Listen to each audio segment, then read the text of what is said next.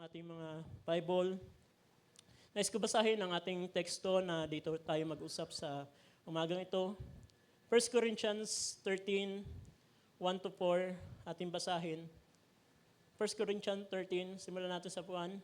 Kung ako'y magsalita ng mga wika ng mga tao at ang mga anghel, datapwat wala akong pag-ibig, ay ako'y naging tanso na tumutunog o batingaw na umalingaw-ngaw. At kung ako'y magkaroon ako ng kaloob na panghuhula at maalaman ko ang lahat ng mga hiwaga at ang lahat ng mga kaalaman, at kung magkaroon ako ng buong pananampalataya na anupat mapalipat ko ang mga bundok, datapwat wala akong pag-ibig, ay wala akong kabuluhan. At kung ipagkaloob ko ang lahat ng aking mga tinatangkilig upang ipakain sa mga dukha at ibigay ko ang aking katawan upang sunugin, datapwat wala akong pag-ibig, ay walang pakikinabangan sa akin. Ang pag-ibig ay mapagpahinuhod at magandang loob. Ang pag-ibig ay hindi nananaghili. Ang pag-ibig ay hindi nagmamapuri, hindi mapagpalalo. Ang Diyos na magpala ng kanyang mga salita, tayo upo sa oras na ito. Salamat sa Panginoon sa pagkakataon.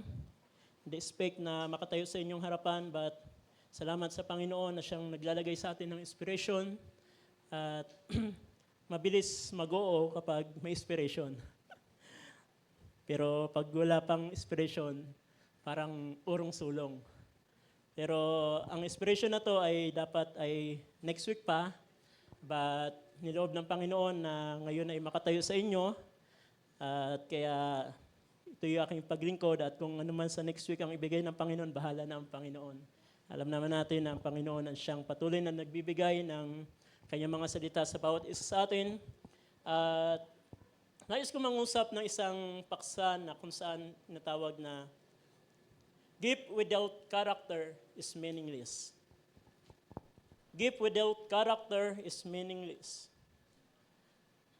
Ang kaloob na walang katangian o character ay walang kabuluhan.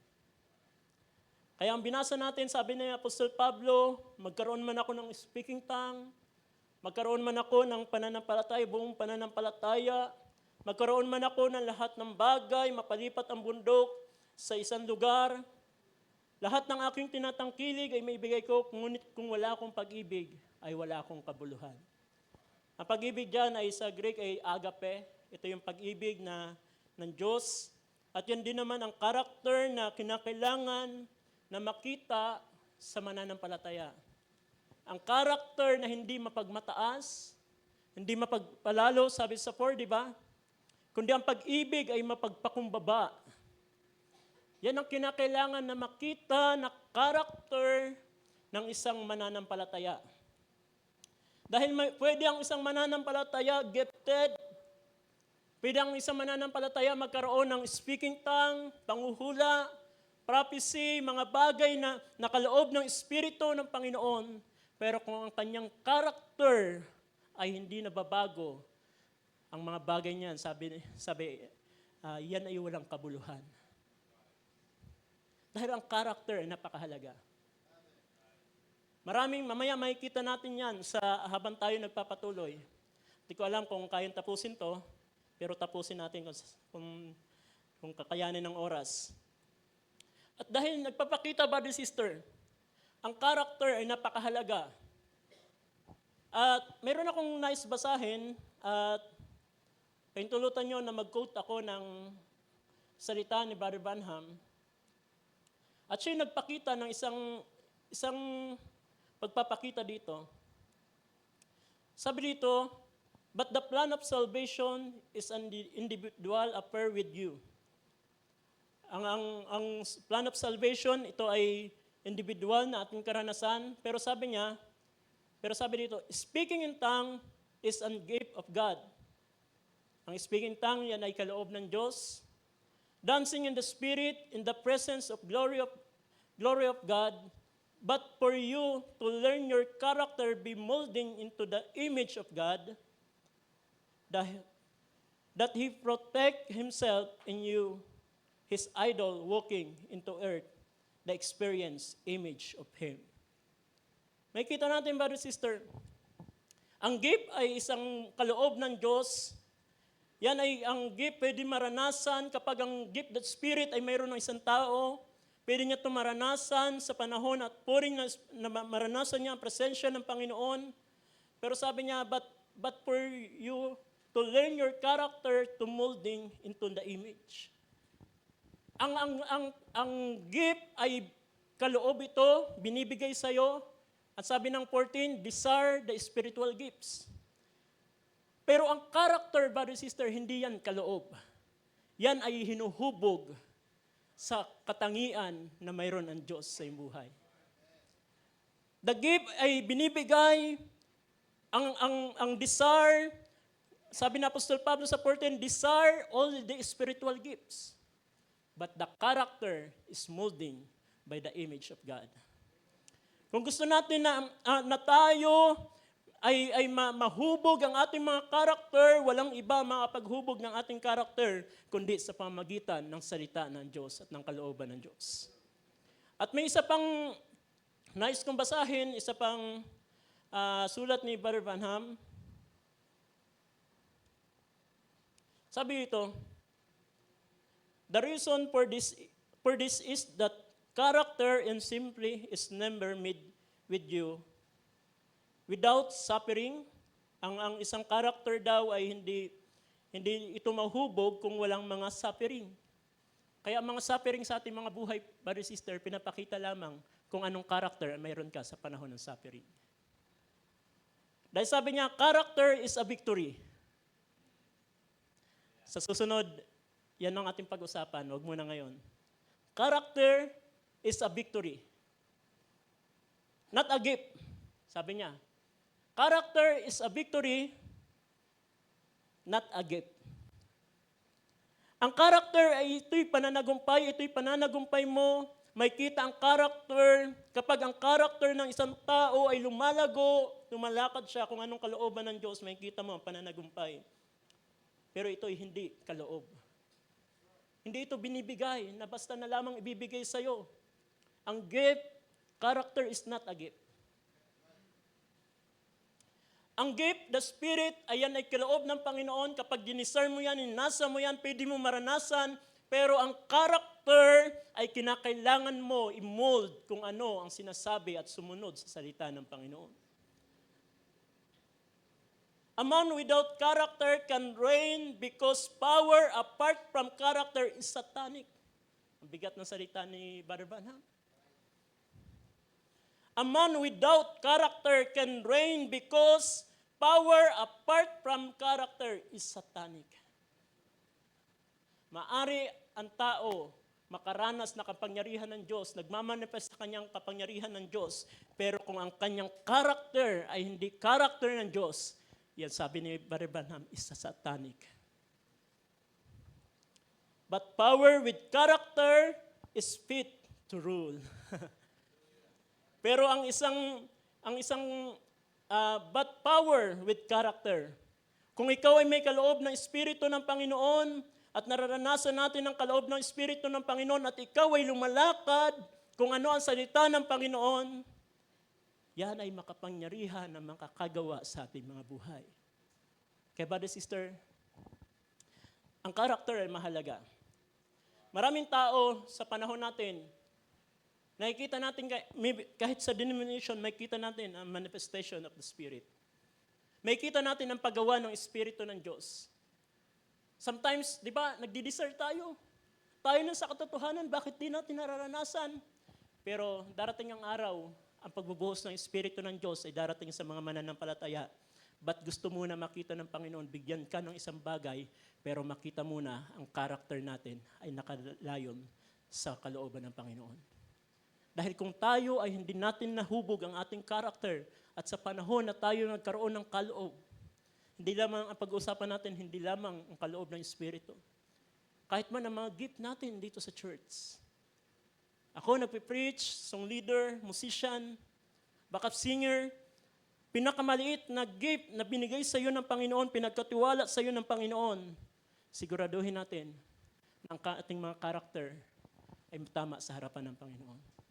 Dahil kung tayo'y gagawa ng ating mga ministry, ng ating mga kaloob na pinagkatiwala sa atin, pero ang ating mga karakter ay hiwalay sa sinasabi ng salita ng Panginoon, is meaningless.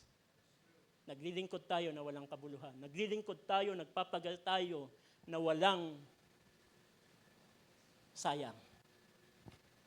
Kaya bari sister, kung maglilingkod na rin naman tayo, binigyan na tayo ng kaloob, binigyan na tayo ng mga bagay na kaloob, maliit man na bagay na yan, siguraduhin mo, ipaglingkod mo yan ng higit na mas mabuti sa Panginoon. Dahil alam nyo, maari maranasan ng tao ang isang kaloob. Pero darating yung panahon na ang kaloob na ito ay maranasan niya. Pero tandaan nyo, ang kaloob, pwede mo maranasan. Naalala ko ang preaching dati ni Pastor Nonoy, ang mga kaloob ay hindi yan para sa iyo. Ang kaloob ay isa ka lang instrumento para ipahatid, palakasin ang iglesia ng Panginoon. Ba't ang kaloob, walang kayang kakayanan baguhin ang iyong character. We need the Spirit of God. Kinakailangan ng Espiritu na nandoon sa ating loob, yun yung may kakayanan baguhin ang ating mga buhay. Dahil ang character ay napakahalaga sa harapan ng Diyos. May mga bagay sa ating mga buhay, mainam na mayroon tayo mga kaloob, mayroon tayong mga ginagampanan, pero bantayan natin paano tayo mamumuhay. Alam niyo ba kung ating titignan ang 1 Corinthians 3, dito ay nangusap si Apostol Pablo na isang pangungusap sa Corinthians. Alam niyo ba ang Book of Corinthians, sabi ni Brother Branham, the Book of Corinthians is the book of correction. Pag binasa niyo ang Corinthians, makikita niyo ang mga gift. Nagmamanifest sa kanilang mga gift. Pero makikita niyo din ang Book of Corinthians, maraming pagsaway na ginagawa si Apostol Pablo. Dahil nandoon ang adultery, nandoon ang pagkakampi-kampi, nandoon ang pagkakabahabahagi, naroon ang mga paggawa sa hindi kalooban ng Diyos. Kaya sabi ni Brother Branham, the Book of Corinthians is the book of correction. At sabi ni Apostol Pablo sa 1 Corinthians 3, at ako'y mga kapatid ay hindi nakapagsalita sa inyo na tulad sa mga nasa Espiritu, kundi tulad sa mga nasa laman, tulad sa mga sanggol kay Kristo. Anong dahilan? Dahil sabi niya, ginandili ko kayo ng gatas at hindi ng lamang kati, sapagkat kayo walang pang kayo noon, walang ngayon pa man ay wala kayong kaya. Sabi ni Apostol Pablo, noon, wala pa kayong kaya makaunawa, kayo'y mga sanggol pa sa pananampalataya, pero ngayon, sabi niya, tumagal ng panahon, wala pa rin kayong pagkaunawa. Sabi niya, kinandili ko kayong gatas at hindi ng laman kati sapagkat kayo'y walang pangkaya noon, wala na ngayon pa man ay wala kayong kaya. Sapagkat kayo'y mga salaman pa. Sapagkat samantalang sa inyo'y may mga paninibugho at mga pagtatalo, hindi baga kayo mga salaman at kayo'y nagsisilakad ayon sa kaugalian ng mga tao. The believer of Corinthians, matagal na sila, pero sabi ni Apostol Pablo, hindi pa rin kayo natuto. Hanggang ngayon pa rin ay mga sanggol pa rin kayo. Mayroon pa rin sa inyong mga karakter na paninibugho. May mga karakter pa rin sa inyo na pagtatalo-talo. May mga karakter pa rin sa inyo na pagdadamdam sa isa't isa, hindi pagkakaunawaan. Yan ay pagpapakita na ikaw ay sanggol pa sa pananampalataya. Kaya bari sister, kung ang ating mga karakter ay naroon pa rin sa ganong kalalagayan, kinakailangan natin isuko yan sa Panginoon. Kung ang ating karakter, matagal na tayo sa paglilingkod, sabi ni Apostol Pablo din sa Hebrews 5:12-14, sabi niya, kayo dapat mga guro na. Matatagal na kayo, dapat kayo mga guro na. Bakit kayo bumabalik pa rin sa mga aral? Hindi tama. Dapat ngayon ay mga pagturo na kayo. Pinapakita ni Apostol Pablo sa tagal ng panahon ng kanyang pagtuturo, pero ang mga believer ay tila walang paglago. Walang pagbabago sa kanilang karakter. Kaya brother, sister, hindi basihan gaano tayo katagal sa church. Hindi basihan kung gaano ka katagal tumanda ka na sa church, pero kapag ang character ay hindi pa rin nababago, ibig sabihin, hindi mo pa rin nararanasan ang tunay na karanasan sa Panginoon. Kinakailangan ng character ay mayroong pagbabago. Ang character ay mayroong bagay. Yes, kahit matagal ka na sa church, may ginagampanan tayo sa church, may mga kaloob na espiritu, speaking tongue, panghuhula, mga dream o anumang mga bagay. Pwede yan maranasan ng isang mananampalataya. Pero hindi ibig sabihin kapag naranasan mo yan, ay malago ka na sa pananampalataya. Dahil ang gift ay binibigay sa iyo ng Panginoon kapag diniscern mo. Pero character is not a gift. Yan ay hinuhubog. Yan ay pagsuko ng buhay ng isang mananampalataya. Yan ay pagsunod. Bagamat mabigat, kaya sabi dun sa binasa natin sa sulat ni Barry Branham, ang character ay hinuhubog ito ng mga suffering. Kung loobin ng Panginoon, next ay pwede natin pag-usapan yan about sa ganyang bagay. Pero nais ko muna mag-focus sa ganitong bagay. Ang mga mananampalataya na binigyan ng salita ng Panginoon, pwede mo marinig ang salita, pwede ka tumagal sa gawain, pero kung walang pagbabago sa ating mga buhay, ibig sabihin, nabubuhay pa rin tayo kung ano ang gusto natin. May paninibugho, may pangadamdamin. Kayo kung may mga damdamin na hindi pa tama, mayroong pagkainggitan, mayroong mga bagay niyan, sabi niya, hindi niyo ba alam niya, yan ay simbolo ng bata, pagiging bata. Sabi niya, Pablo, alam niyo ba, kahit man si Judas, habang binabasa ko to at dinitignan, tignan niyo buhay ni Judas. John 12, 14-6, sabi ito, 4-6. Tatapos si Judas Iscariot na isa sa kaniyang mga alagad, na sa kaniya'y magkakanulo, ay nagsabi, bakit hindi pinagbili ang ugantong? Ito ay, nabubulol ako sa salitang ito, pero yung sinasabi niya ito, yung pabango, ito ng 300 denaryo at ibigay sa mga dukha. Ito'y sinabi nga niya, hindi sapagkat ipinagmamalasakit niya ang mga dukha, kundi sapagkat siya'y magnanakaw. At yamang nasa kaniya ang supot, ay kinakuha niya ang doon, ay inilagay. May kita natin sa 4, Judas is isa sa alagad ng ating Panginoon. You see, the miracle, nakita niya ang gawa ng kapangyarihan ng Diyos. Kasama siya sa 12 disciple, nakasama niya ang Panginoon, nakasama siya sa pagtuturo ng Panginoon. Nakita niya ang mga himala, nasaksihan niya ang gawa ng ating Panginoong Hesus. Nasaksihan niya ang mga bagay na yan. But the character of Judas ay hindi na bago. Sometimes nag-iisip ako at nagbubulay-bulay. Maari ang isang mananampalataya tumagal na sa gawain ng Panginoon, pero kapag hindi niya lubos maintindihan ang salita ng Panginoon, wala itong mangyayari sa kanyang buhay. Still, mananatili pa rin siya sa kanyang kalalagayan. Like Judas, 3.5 years kasama siya ng mga alagad. Pwede natin makita ang mga sign, wonder, pagpapagaling, himala ng Panginoon, pwede natin makita yan sa ating kalagitnaan. Pwede yan makita, pwede yan magpagalak sa iyong puso. Pero hindi yan kaya baguhin ang iyong karakter. Judas, naranasan niya ang mga bagay. Siya may kaloob. Siya isang treasurer. Pinagkatiwalaan din naman ng Panginoon. May ministry. Sa 12 disciple, pinagkatiwalaan din siya ng Panginoon. But sadness, brother, sister, dumating ang panahon pa rin.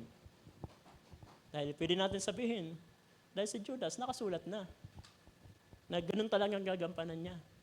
Pero kung ating titignan, brother, sister, ang Panginoon ay fear. Hindi siya basta maghahatol. Pinakita lang kung sino si Judas. Pinakita lamang kung anong karakter mayroon si Judas. Kahit man sa panahon ni Abel at ni Cain, sabi ng Diyos, hindi baga kung naghandog ka na mabuti, ay hindi ba tatanggapin ko rin? Kumbaga ang Diyos mayroon siyang bagay na pinapakita. Pero kahit anong gawin mo sa isang tao, kapag hindi niya lubos, tinanggihan ang kanyang sarili, kaya ang sabi ng Panginoon, ang sino mang gusto sumunod sa akin, unang requirements, Deny yourself. Dahil hindi mo kayang sumunod sa Panginoon, kaya mo manatili sa gawain, kaya mo tumagal sa gawain, kaya natin bumilang ng panahon ng taon sa gawain, pero kung hindi natin kaya i-deny ang ating mga sarili, still mananatili pa rin tayo sa ating sariling mga paraan ng pamumuhay at walang pagbabago. Pwede mo maranasan ang mga kaloob. Pwede mo maranasan ang mga bagay na paggawa ng Diyos sa iyong buhay. Pwede mo maranasan ang gift, ministry. Pero napakaganda kung ikaw ay nasa ministry at ikaw ay may kaloob na Espiritu ng Diyos, ang iyong buhay din naman, ang iyong character din naman, ay nakikita si Kristo sa iyong buhay. Yan ay kapangyarihan ng Diyos. Yan ay paggawa ng Diyos. Bilis ng oras, 20 minutes na lang. Sa kalagitnaan pa lang ako. Pero lalaktawan ko ng lahat ng bagay. Like Saul, alam niyo ba si Saul, atin napakinggan na ng mga pangangaral. At nung binalikan ko ang buhay ni Saul, kung paano siya tinanggihan ng Diyos, si Saul ay isang hari. Isang hari, pero alam niyo ba, si Saul ay isang hari, pero hindi siya nakikinig kung anong sinasabi ng Diyos. Mas pinapakinggan niya kung anong sinasabi ng kasama niya. Ikaw ay ang hari, pero kung ikaw ay nakikinig sa kasama mo, kaysa makinig ka sa propeta ng Diyos, ibang bagay. Anong karakter yon? Mas takot siya sa mga tao kaysa matakot siya na sundin ang kalooban ng Diyos. Kaya sabi ni Saul, pinatay ko sa 1 Samuel 15, 22 to 26, di ko na babasahin. Basahin nyo na lang. Pero pinapakita sa mga talata na yan, nung sabi ni Saul, sinalubong niya si Samuel, na nagagalak, na ginawa niya ang utos, sabi ni Samuel, ano yung naririnig ko? Sabi niya, inanda ko yan para ihandog sa Panginoon. Sabi ni Samuel, nasasayahan ba ang Panginoon sa paghahandog kaysa pagsunod? Kaya pwede ka maghandog, pwede ka lumabas-pasok sa gawain ng Panginoon. Pero anong character ang mayroon ka sa panahon na lumabas ka sa gawain ng Panginoon? Pwede ka magalak sa salita ng Panginoon, pero sabi niya, may kalugudan ba ang Panginoon sa paghahandog o sa pagsunod? Kaya sabi ng Panginoon kay Saul, dahil sa ginawa mo, ang Diyos ay humiwalay sa iyo. Sa paghiwalay ng Diyos kay Saul, nag-act pa rin siya as a king, andun pa rin siya as a king. Pero ang nakakalungkot, ang Panginoon, ang Diyos ay wala na sa kanya. At alam niyo, sa panahon na nawala na ang Espiritu ng Diyos kay Saul, ano naging buhay ni Saul? Ang karakter ni Saul? Ano na lang ang kanyang kaisipan? Ang Espiritu ng kaaway dumarating sa kanya, at ang kanya na lang kaisipan, nandoon na ang pagsiselos. Kaya mahirap talaga ang karakter na seloso. Naselos na siya kay David. Sabi ng mga tao, si Saul ay nagpatay ng 1,000, pero si David ay nagpatay ng laksa-laksa. At nagpasimula na ang karakter ni Saul ay habulin si David para patayin. Nakita nyo? Nung ang Espiritu ng Diyos ay wala na sa kanya, the character of Saul ay wala na siyang ibang naisip, kundi tanggalin ang mga tao na sagabal sa kanyang posisyon. Kaya tignan niyo sa panahon natin, kapag ikaw ay sagabal sa plano ko, tanggal ka sa Senado. Diba? Yung kapangyarihan, yun yung naging character ni Saul. Dahil ang Espiritu ng Panginoon na wala na sa kanya, pero nag-a-acting pa rin si Saul as a hari. Siya pa rin tumayo as a hari, as a king sa Israel, pero sa paningin ng Diyos, siya'y tinanggihan na. Sa paningin ng Diyos, hindi na siya ang hari, pero he act as a king. At habang tinitignan nyo, maari pa lang isang tao gumagawa sa kanyang ministry, pero kung ang kanyang buhay, ang kanyang karakter ay hindi naayon sa kalooban ng Diyos, pwede ka gumawa sa ministry, pwede ka gumawa sa gift of the Spirit, pero ang mga bagay na yan, pwede mo maranasan, pwede mo gawin yan. Pero ang character mo, ano ang character sa likod ng mga bagay na yan? Dahil pwede ka na sa posisyon, pwede ka na sa ganyang kalalagayan, pero sa harapan ng Panginoon, hindi ka na niya kinikilala. Ito yung nakakalungkot, brothers and sisters. Habang tinitignan ko to,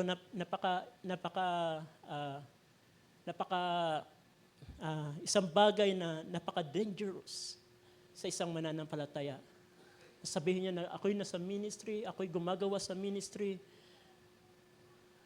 pero kung ang kanyang buhay, ang kanyang character ay nasusunod ang kanyang sarili, sino makakasabi sa atin na tayo pala ay disqualified na sa harapan ng Panginoon? Sabi ko, Lord, napakabigat ng salita na to. Habang tinitignan, napakabigat. Paano mo magagawa, pwede ka palang gumawa, pwede kang sa ministry, pwede mo maranasan ang gift of Spirit, pero pwede pala ginagawa mo yan at gumagawa ka pa rin sa kasalanan, sa karumihan, sa kalikuan. Pwede mo ginagawa pa rin yan, nandyan ka pa rin.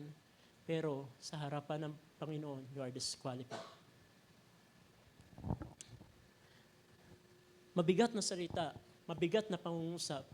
Habang tinitignan ko to, yun ang nangyari kay Saul. Pero salamat, sa panahon natin, ang Diyos ay mapagbiyaya. God is the God of chances. Ang Diyos ay punong-puno ng pagkakataon ng chance sa ating buhay. Patuloy siya nagsusugo ng salita, to repent. Bumalik ka. Bumalik ka sa Diyos. Nagkasala ka man, naggawa ka man ng bagay, bumalik ka sa Diyos. Pero minsan, mayroon ako napakinggan ng isang preacher. Minsan itinatago natin, sabi niya, itinatago natin ang ating mga karakter sa likod ng ating mga ministry. Sometimes, tinatago natin ang kalalagayan natin spiritually sa mga nararanasan natin sa gift. Speaking tongue, sa mga bagay na kaloob, lahat ng kaloob, mapalipot mo man ang bundok, mag-prophecy ka man. Sometimes, nararanasan ko to, pero sa likod pala ng mga bagay natin ginagawa, ay sa likod pala na yun, tinatago natin ang isang kalalagayan na character na hindi kalugod-lugod sa Panginoon. But sister, ang character, power without character, ay walang kabuluhan. Pwede mo maranasan ang kapangyarihan, pwede ka gamitin ng Panginoon sa makapangyarihan, pero kung ang character mo ay hindi nababago, yan ay walang kabuluhan. Pero alam niyo ba, sa Book of Judges, habang binabalikan ko ang Judges sa buhay ni Jonas, sa buhay ni Samson. Si Samson, isang Nazarene. Binigyan siya ng kalakasan. At nabuhay si Samson sa isang taong malakas. Sabi ko, kwento ko na lang dahil na tayong oras, pag binasa ko ito lahat, madami pang talata na gusto kong daanan. Samson na kung mabasahin na natin ang Judges 14, malakas siya. Pero alam niyo ba si Samson, bagamat nararanasan niya sa panahon ang leon ay dumaluhong sa 14, kanya itong pinaa, kanya itong pinatay. At na siyang umalis at binalikan niya ang leon at nakita niya ang leon, ang katawan ng leon, ang bangkay na mayroon pulot-pukyutan. Kinuha niya to at kinain niya. At ang ginawa niya pa niya, binigyan niya pa ang kanyang mga magulang. At habang sinesearch ko ang ganung bagay, alam niyo ba, sa Diyos ay, sa mga Jewish, ay sa mga Israelita, sa ganung bagay ay hindi mainam. Ito'y kasalanan, ito'y sa iba ay kasalanan yon, pero ibig sabihin yung bangkay ay madumi sa kanila. Pero ginawa ito ni Samson, nagsinungaling siya, hindi siya naging tapat sa kanyang magulang. Pero yung kalakasan na naroon, kapag ang kaaway dumadaluhong, bumabangon si Samson, nakikita ang kapangyarihan ng Diyos, sinasaktan niya ang Philistine. Hanggang dumating ang punto ng buhay ni Samson sa isang kalalagayan nung dinaya siya ni Delilah. At sabi ni Samson, babangon ulit ako, gagaya ng dati, at sasaktan ko ang Philistine. Pero pagbangon niya, naahita na ang kanyang buhok at wala na ang kalakasan sa kanya. Ang sabi ng Judges sa 16:20, ang Panginoon ay umalis sa kanya. Brother, sister, maraming chances na naranasan si Samson. Pero alam niyo ba, nagpatuloy siya sa character na kung saan kung anong gusto niya. Gusto ko tong mapangasawa, gusto ko tong bagay na to, kahit anong gusto niya, ginagawa niya, nararanasan pa rin niya ang kalakasan, pero dumating ang panahon sa buhay niya, hanggang sa dumating na lamang ang isang bagay na siya'y babangon, kagaya ng dati, sabi niya, pero sabi doon, sa 16:20, ang Panginoon ay umalis sa kanya. Ngunit hindi niya natalos na ang Panginoon ay humiwalay na sa kanya. Kailan natin masasabi na ang Panginoon, kung patuloy tayo na gumagawa, nararanasan natin ang gift, nararanasan natin ang mga bagay na sa ministry, pero sino ang tao na patuloy na gumagawa sa kalikuan, sa kasalanan? Sino magsasabi sa kanyang buhay na ang Panginoon pala ay wala na? Pero hindi alam ni Samson, nalaman na lang niya, nung panahon ng kaaway na riyan na, hindi niya na mapintal ang tali na nakatali sa kanya dahil ang Panginoon ay wala na. Pero sa huling buhay ni Samson, sabi ni Samson, na siya'y naging alipin ng kaaway, pinaglaruan ng kaaway, pinagtawanan ng kaaway, sabi ni Samson, Lord, minsan pa. Nagsisi Samson, at sabi niyo, tumubo ang kanyang buhok, at ang kalakasan ni Samson ay bumalik. At kanyang sinaktan ang Philistine na naroon para siya'y pagtawanan. At si Samson din naman that time ay namatay. Pero naranasan pa rin niya ang paggawa ng Diyos. But sister, kung may mga pagkukulang man tayo sa ating mga buhay, salamat ang biyaya ng Diyos ay nariyan pa. Salamat ang pag-ibig ng Diyos ay nariyan pa. Pero hanggang kailan, hindi natin alam hanggang kailan, kung magpapatuloy tayo sa kasalanan. Sabi kung ating babasahin, ang Ephesians 4, familiar verse, 30, grieve not the Spirit of God.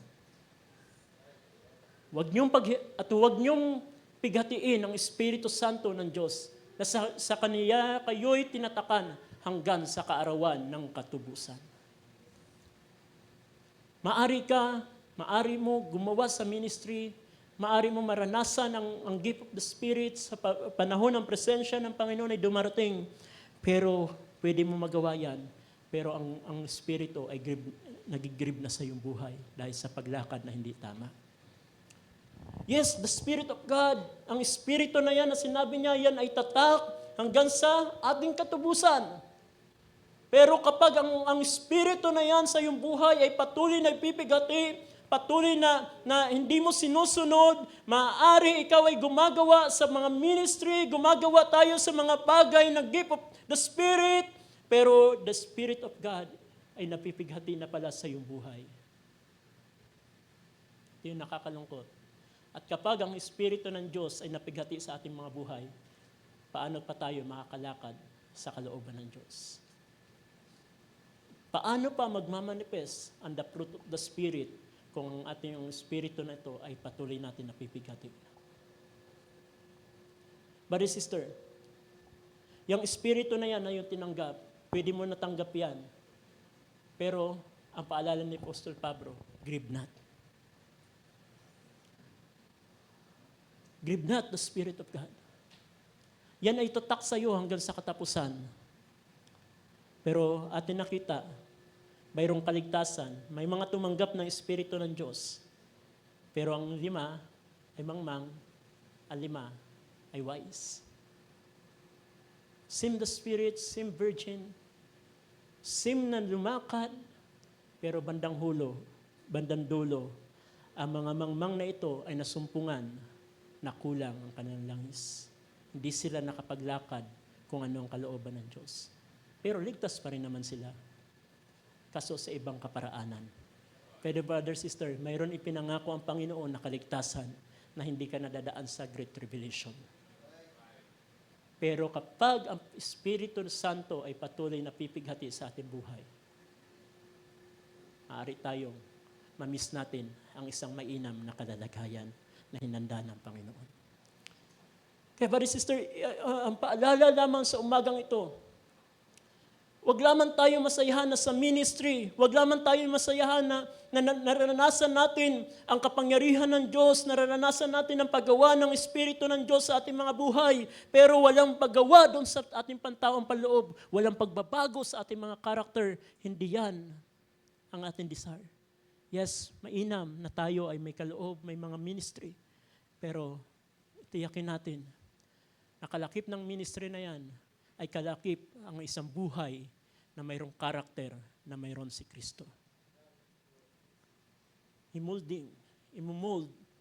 Imumold ka ni Kristo sa bagay na yun. Pero, brother, sister, isang bagay na kinakailangan mo ay ang pagsusuko araw-araw ng ating buhay. Dahil maraming tao, atin basahin sa huling pagkakataon na lamang dahil ang oras ay wala na. Atin basahin ang Matthew 7:22-23. This is the familiar verse at ilang beses na pinagdaanan. Sabi nito, marami ang mga nagsasabi sa akin sa araw na yaon, Panginoon, Panginoon, hindi baga nagsipaghula kami sa iyong pangalan? At sa pangalan mo'y palayas kami ng mga demonyo? At sa pangalan mo'y nagsigawa kami ng maraming gawang makapangyarihan? Hindi lamang basta gawa. It's the great. Mga dakilang tanda, mga dakilang gawa na kanilang ginawa, naranasan nila ang kapangyarihan ng Diyos, naranasan nila ang mga gawa ng Diyos sa kanilang buhay. Ginamit sila sa mga dakilang bagay, sa pagpapagaling, sa paghula, naranasan nila ang mga kaloob ng Espiritu. At sabi niya, at kung magkagayon, ipahahayag sa kanila, kailan may hindi ko kayo nakakilala. Magsilayo kayo sa akin, kayong mga manggagawa ng katalampasanan. May kaloob ng Espiritu, pero walang kapangyarihan. Mayroong kapangyarihan, pero ang karakter ay hindi. May anyo ng kapangyarihan, pero ang karakter ay hindi nabago. Brother, sister, pwede palang isang tao na maglingkod, maranasan ng mga tao ang gift of the Spirit, maranasan niya naglilingkod, pero isang araw, sila pala ay hindi qualified sa harap ng Panginoon. Dahil anong mga karakter nito? Ang karakter nila ay lumalakad sa karumihan, katampalasanan. Ang kanilang mga buhay ay nagpapatuloy pa rin sa paglakad sa kasalanan. Kaya brother, sister, desire natin. Sabi ni Apostol Pablo, desire all the spiritual gifts. Desire natin yan. Pwede yan maranasan ng tao. Dahil ang pinaka-keyword sa pakaranasan, sa gift the Spirit, ay ang i-desire mo. Hindi dito pinag-uusapan, matuwid ka, lumalakad ka sa kalooban ng Panginoon, hindi yan ang pinag-uusapan. Ang pinag-uusapan doon, sabi ni Apostol Pablo, i-desire mo. At kapag dinisire mo to, pwede mo maranasan. Pero pwede mo to maranasan, pero hindi ibig sabihin na bago na ang buhay. Pwede mo maranasan ang spiritual gifts, pero kapag ang buhay ay hindi nababago, sabi ni Apostol Pablo, para lamang akong nangguhula, napapalipat ang bundok, gumagawa ng mga bagay na to, pero para lamang akong batingaw na nag-aalingaw-ngaw. Ibig sabihin, nararanasan niya ang kapangyarihan ng Espiritu, ang mga gift nito, pero ang buhay niya ay hiwalay sa buhay ni Kristo. Kaya brother, sister, kung mayroon man tayo, thank God, ang Diyos ay patuloy pa rin na umaakay sa atin.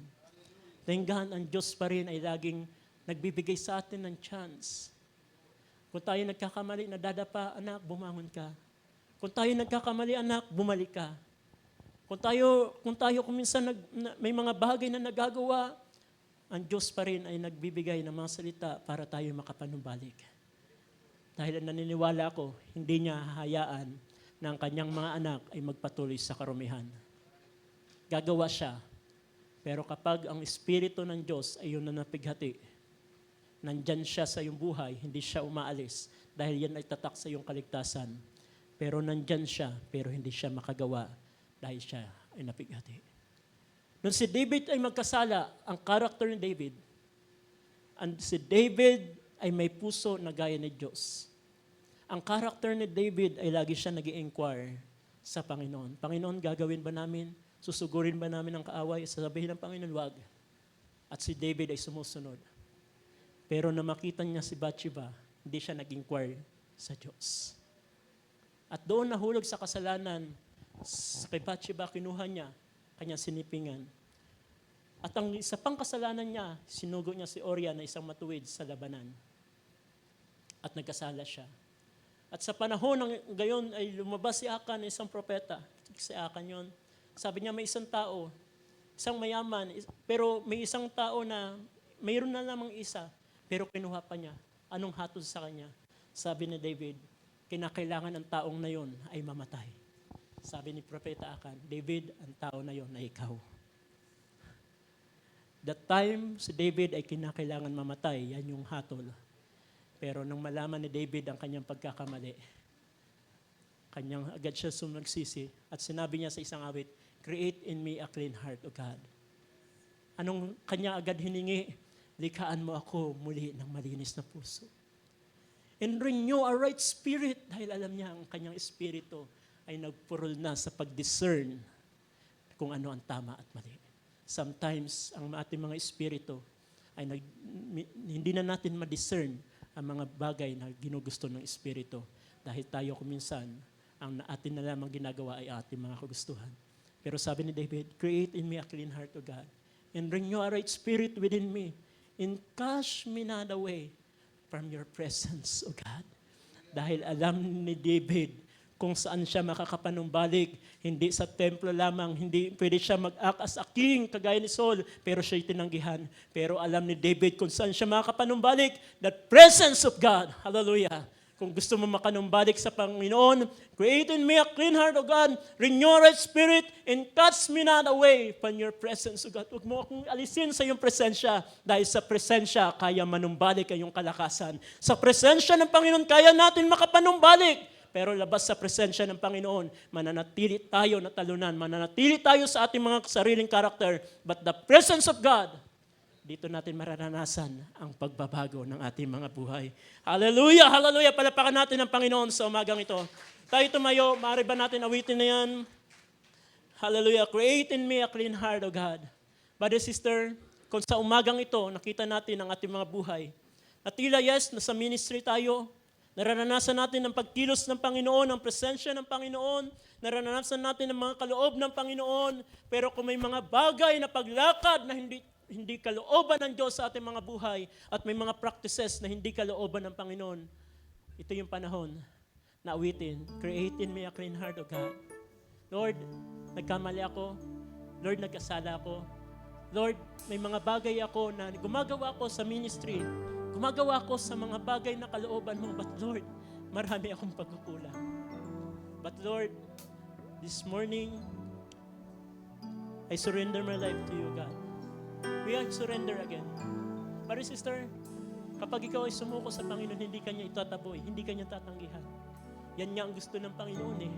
Ang masumuko tayo sa Kanya at bayaan natin na muli na ang Diyos ay kumuha sa atin. Create in me a clean heart, O God. Hallelujah, hallelujah. Sorry kung lumagpas ng ilang minutes. Pero nice kong awitin ang awitin na yan. Hallelujah.